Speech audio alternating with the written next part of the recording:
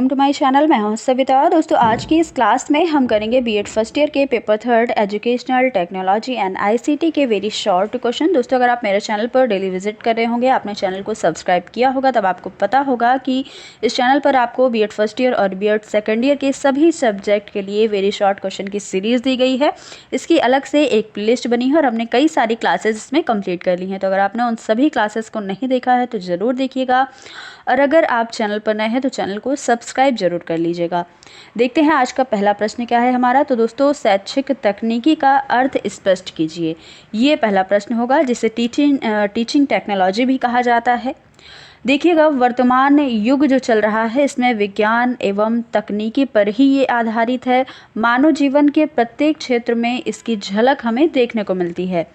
सभ्यता एवं संस्कृति के निर्माण में इसकी महत्वपूर्ण भूमिका है। किसकी? तो विज्ञान एवं तकनीकी की। मानव जीवन के प्रत्येक क्षेत्र, जैसे व्यापार के क्षेत्र में, उद्योग के क्षेत्र में, कृषि के क्षेत्र में या फिर स्वास्थ्य के क्षेत्र में, इन सभी क्षेत्रों में विज्ञान का काफ़ी प्रभाव है और शिक्षा पर विज्ञान के प्रभाव के कारण ही शैक्षिक तकनीकी का प्रादुर्भाव हुआ या विकास हुआ है। तो दोस्तों शिक्षा के क्षेत्र में भी विज्ञान और तकनीकी या टेक्नोलॉजी का काफ़ी प्रभाव है, इसी के कारण शैक्षिक तकनीकी का विकास हुआ है।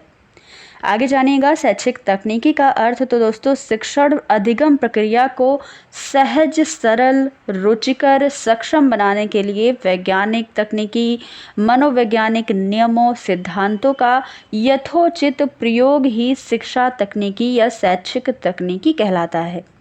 तो ये आपको पता चल गया कि शैक्षिक तकनीकी किसे कहते हैं। अब जानिएगा शिक्षा तकनीकी का दूसरा अर्थ क्या है। इसका दूसरा अर्थ है शिक्षण की क्रियाओं का यंत्रीकरण करना। तो ये इसका दूसरा अर्थ हो गया।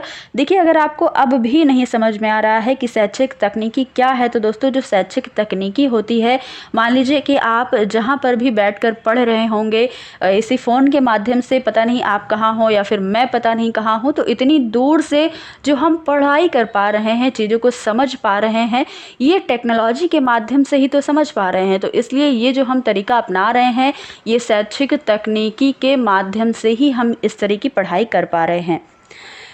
अगला प्रश्न क्या है, शैक्षिक तकनीकी के कार्य क्या हैं। देखिएगा, शैक्षिक तकनीकी का कार्य है कि ज्ञान को संचित करना, यानी कि प्रिजर्वेशन ऑफ नॉलेज, ज्ञान का प्रसार करना, ट्रांसमिशन ऑफ नॉलेज, और ज्ञान का विकास करना, एडवांसमेंट ऑफ नॉलेज। ये तीन कार्य होते हैं शैक्षिक तकनीकी के, तो इन्हें आपको याद रखना है। अगला प्रश्न है, भारत में शैक्षिक तकनीकी के विकास की संक्षिप्त विवेचना कीजिए। भारत में इसका विकास कब हुआ, ये जानिएगा। भारतवर्ष में विज्ञान तथा तकनीकी का उपयोग जो है ये सर्वप्रथम सेना व सुरक्षा कार्यों के लिए किया जाता था। भारत में सबसे पहले 1960 के दशक में शैक्षिक तकनीकी शब्द का प्रयोग किया गया और सन 1969 में भारतीय अभिक्रमित अध्ययन संघ, जिसे IAPL की स्थापना कहते हैं, इसकी स्थापना हुई। इसी संघ में जब इसकी स्थापना हुई IAPL में, तो इसमें क्या हुआ कि 1968 में शैक्षिक तकनीकी का एक सम्मेलन रखा गया। इसी सम्मेलन में क्या हुआ, इसी वर्ष में 1968 में शैक्षिक तकनीकी भारत में प्रारंभ वर्ष माना जाना चाहिए। कह सकते हैं आप कि शैक्षिक तकनीकी भारत में 1968 में जन्मी और तभी से इसका प्रारंभ माना जाना चाहिए। अब इस संघ का जो नाम है, IAPL का नाम, यानी कि भारतीय अभिक्रमित अध्ययन संघ का नाम बदल कर हो गया भारतीय शैक्षिक तकनीकी संघ कर दिया गया। इसके बाद विभिन्न राज्यों में कुछ विभाग खोले गए और शैक्षिक संस्थान खोले गए और इसी पर कुछ शोध कार्य भी होते रहे। राष्ट्रीय शैक्षिक अनुसंधान एवं प्रशिक्षण परिषद, जिसे NCERT कहते हैं, इसने क्या किया, शैक्षिक तकनीकी के विकास पर विशेष योगदान भी दिया है। तो ये चीज़ें आपको याद रखनी है कि कब भारत में इसका प्रादुर्भाव हुआ, कब से विकास हुआ, तो ये आपको बहुत अच्छे से याद रखना है। हो सकता है आपके एग्जाम में इस प्रश्न को पूछ लिया जाए। अगला प्रश्न क्या है, शैक्षिक तकनीकी की प्रकृति का संक्षेप में वर्णन कीजिए। देखते हैं इसकी प्रकृति क्या है। तो दोस्तों शैक्षिक तकनीकी का आधारभूत विषय क्या है, विज्ञान एवं तकनीकी है। इसमें व्यवहारिक पक्ष को महत्व दिया जाता है और शिक्षण प्रक्रिया में यह शक्ति व समय के अपव्यय को नियंत्रित करती है। शैक्षिक तकनीकी शिक्षा के प्रसार में सहायता प्रदान करती है और शैक्षिक तकनीकी एक निरंतर विकासशील विषय है। यह शोध कार्यों के माध्यम से ज्ञान में वृद्धि भी करती है। तो ये सारी प्रकृति हैं, ये आपको याद रखना है। अगला प्रश्न चलते हैं, देखते हैं शैक्षिक तकनीक के उद्देश्य के बारे में। तो दोस्तों, सूचनाओं का प्रेषण करना भी इसका एक महत्वपूर्ण उद्देश्य है। स्वतंत्र अधिगम हेतु अधिकतम उपयुक्त अवसर प्रदान करना, पाठ्यवस्तु की क्रमबद्ध व्यवस्था करना और अधिकतम छात्रों तक उन्नत अधिगम सामग्री का लाभ पहुंचाना और विशिष्ट दक्षता एवं कौशलों की प्राप्ति में सहयोग देना, ये सारे उद्देश्य हैं शैक्षिक तकनीकी के। अगला प्रश्न है, एक कक्षा में सफल अध्यापक के लिए शैक्षिक तकनीकी की उपयोगिता को स्पष्ट कीजिए अथवा शिक्षण अधिगम में शैक्षिक तकनीकी के लाभ बताइए। देखिए, एक प्रश्न को कई तरीके से एग्जामिनर पूछ लेता है, तो इस तरीके से जो आपको क्वेश्चन पूछे जाएं तो आपको ध्यान में रखना है कि हमें कौन सा आंसर लिखना है और कैसे लिखना है। इसका आंसर देखिएगा, तो इससे जो शैक्षिक तकनीकी है, इससे अध्यापक को भी अपनी प्रतिभा दिखाने का अवसर मिलता है। शैक्षिक तकनीकी के कारण ही रेडियो, टीवी, टेप रिकॉर्डर आदि मशीनों का प्रयोग जो है ये शिक्षा में संभव हो पाया है और दूर दराज बैठे विद्यार्थी भी इससे काफ़ी लाभ उठा रहे हैं। शैक्षिक तकनीकी शिक्षा की संरचना और प्रकृति को समझने में सहायता करती है। शैक्षिक तकनीकी से अध्यापक को विशिष्टीकरण में भी सहायता मिलती है, यानी कि कोई भी टॉपिक को अगर एक टीचर डिटेल में पढ़ाना चाहे, समझाना चाहे, तब वह टेलीविज़न के द्वारा भी दिखा करके और अच्छे से समझा सकता है, या फिर टेप रिकॉर्डर के माध्यम से, किसी भी चीज़ के माध्यम से एक शिक्षक अच्छे से विद्यार्थी को डिटेल में पढ़ा सकता है। अगला प्रश्न है, सॉफ्टवेयर तकनीकी या मृदुल उपागम जिसे कहते हैं, ये क्या होता है? देखिएगा सॉफ्टवेयर टेक्नोलॉजी के बारे में। तो दोस्तों, सॉफ्टवेयर तकनीकी उपागम जो होता है ये सामाजिक विज्ञान, मनोविज्ञान और विशेषकर अधिगम या सीखना के मनोविज्ञान की आधारशिला पर खड़ा हुआ है।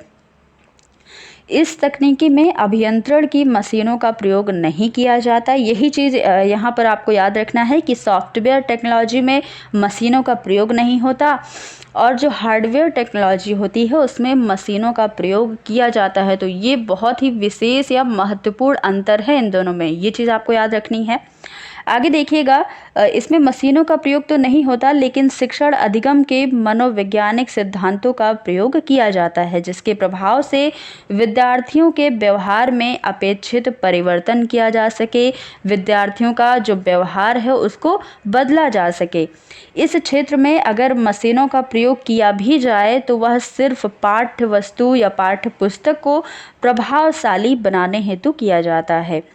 अध्यापक व शिक्षार्थी या विद्यार्थी दोनों को ही सर्वोत्तम ढंग से अपना अपना उत्तरदायित्व निभाने, शिक्षण परिस्थितियों को अनुकूल बनाने में या तकनीकी जो है सॉफ्टवेयर तकनीकी काफ़ी सहायता करती है और विशिष्ट शिक्षण और अधिगम विधियों, प्रविधियों, तकनीकी युक्तियों और व्यूह रचनाओं का निर्माण इसी तकनीकी के द्वारा किया जाता है। तो ये चीज़ें आपको याद रखनी है सॉफ्टवेयर टेक्नोलॉजी के बारे में। अगर इस टॉपिक को डिटेल में पढ़ना है तब आप डिटेल में भी पढ़ सकते हैं, लेकिन यहाँ पर सिर्फ शॉर्ट नोट्स के तौर पर हम पढ़ रहे हैं, इसलिए बहुत ही थोड़ा सा हमने डिफ़ाइन किया है, नहीं तो वीडियो काफ़ी लॉन्ग हो जाएगी। अगला प्रश्न देखिएगा, सॉफ्टवेयर उपागम की प्रमुख विशेषताएं क्या हैं?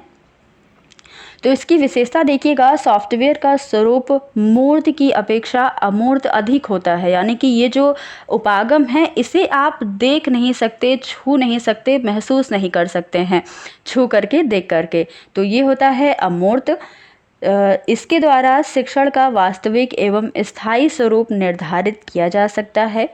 यह उपागम शिक्षण उद्देश्यों को प्राप्त करने में सहायक होता है और इस उपागम के अंतर्गत शिक्षण अधिगम के सिद्धांतों, विधियों का प्रयोग किया जाता है। कक्षा शिक्षण के अंतर्गत होने वाली जो भी अंतःक्रियाएं हैं, इन सभी को प्रभावी बनाने में यह उपागम मददगार साबित होता है। तो ये कुछ विशेषताएं हैं सॉफ्टवेयर उपागम के या सॉफ्टवेयर तकनीकी के। अगला प्रश्न है कठोर शिल्प उपागम या हार्डवेयर उपागम की विशेषताएं बताइए। तो देखिएगा, इसकी विशेषताएं, हार्डवेयर उपागम जो होता है इसमें शिक्षण मशीनों का प्रयोग किया जाता है। और आपको पहले क्या बताया था हमने कि सॉफ्टवेयर उपागम में शिक्षण मशीनों का प्रयोग नहीं किया जाता, उसके स्थान पर वहां पर क्या होता है, नियम और सिद्धांतों का प्रयोग किया जाता है। हार्डवेयर उपागम शिक्षण प्रक्रिया का क्रमशः मशीनीकरण करके शिक्षा के द्वारा कम खर्च और कम समय में अधिक से अधिक छात्रों को शिक्षित करने का एक प्रयास होता है।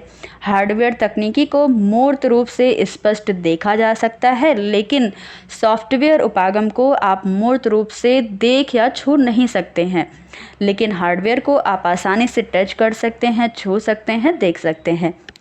अगला है यह तकनीकी शिक्षण और प्रशिक्षण के लिए अत्यंत आवश्यक होती है। तो ये कुछ विशेषताएं हैं। अगला प्रश्न है जो कि आज का लास्ट प्रश्न होगा कि शिक्षण से आप क्या समझते हैं। तो दोस्तों, शिक्षण की प्रक्रिया क्या होती है। देखिएगा, शिक्षण एक सामाजिक प्रक्रिया है। शिक्षण दो या दो से अधिक व्यक्तियों के बीच आमने सामने होने वाला ऐसा सामना होता है जिसमें एक व्यक्ति यानी कि अध्यापक दूसरे प्रतिभागियों, जिसे विद्यार्थी के रूप में कहा जाता है, उसमें विशेष परिवर्तन लाने की इच्छा करता है। एक अध्यापक ही होता है जो विद्यार्थी में परिवर्तन लाने की इच्छा करता है। आगे देखिएगा, शिक्षण एक उद्देश्यपूर्ण प्रक्रिया मानी गई है। शिक्षण कला एवं विज्ञान दोनों ही होता है और शिक्षण कौशलों का समूह माना गया है। शिक्षण की प्रक्रिया शिक्षक व विद्यार्थी या शिक्षार्थी के बीच संपन्न कराई जाती है।